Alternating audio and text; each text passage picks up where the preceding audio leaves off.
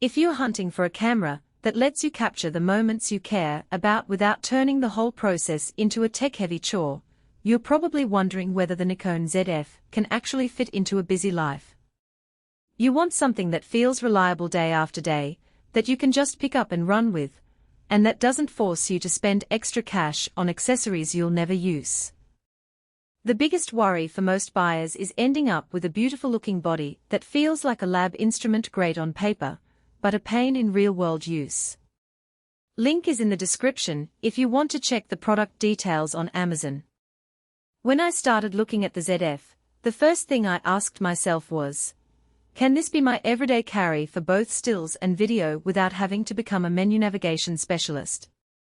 Nikon marketed this model as a tribute to classic design, but the real test is how it behaves when you're actually out shooting a street scene, a family dinner, or a low-light concert. I dug through forums, read a handful of professional reviews, and talked to a couple of friends who already own a series body. The consensus was clear: the ZF aims to bridge the gap between retro aesthetics and modern full-frame performance, but the experience hinges on three practical factors: autofocus reliability, low-light handling, and how the in-body stabilization works with the lenses you already have or plan to buy. Let's start with autofocus. The ZF inherits Nikon's hybrid AF system that mixes phase detect and contrast detect points across the frame.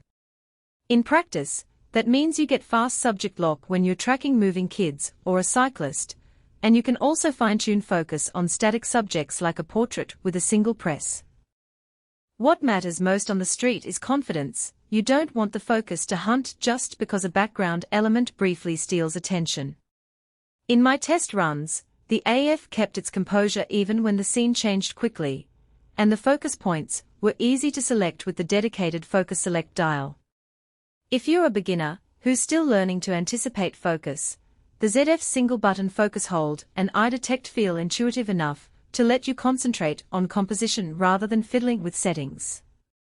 Low-light performance is where full-frame really shows its teeth, and the ZF's 24-megapixel sensor delivers clean, detailed images at high ISOs without the grain you see on many APS-C competitors. I tried the camera at a dimly lit jazz bar using a 35mm prime, and the results were surprisingly usable straight out of the camera. The exposure was balanced, the colors stayed true, and the highlights weren't blown out even when the stage lights flickered. For video, the ZF offers 4K at 30 frames per second with decent bit rates, and the same sensor behavior carries over. You can capture a dimly lit venue without having to add a separate light source.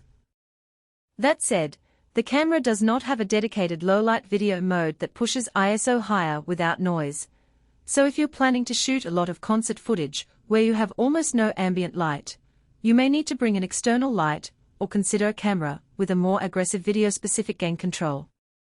Image stabilization is another practical point. The ZF features 5-axis in-body stabilization, IBIS, that works with any attached lens, which is a lifesaver for handheld shooting. In day-to-day use, this means you can walk around with a 50mm f1.8 and still get sharp stills at around 1/30th second without a tripod, perfect for candid street snaps or quick family portrait in a park.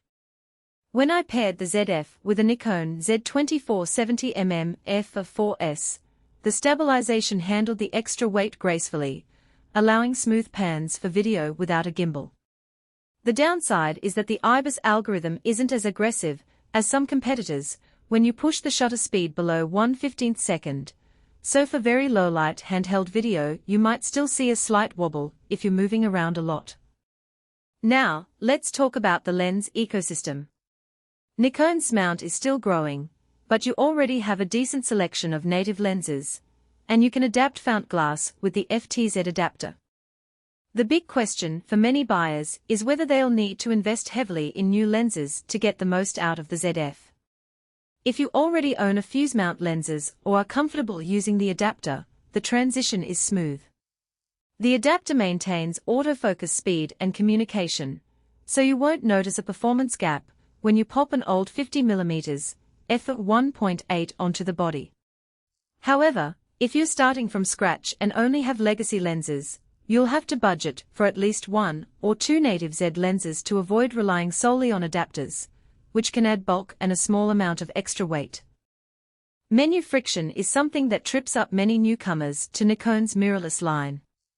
The ZF's menu system is organized into 3 main tabs: shooting, playback, and setup, and you navigate with a combination of the rear wheel and a touchscreen. In my hands, the layout felt more logical than older Nikon DSLRs, but there is still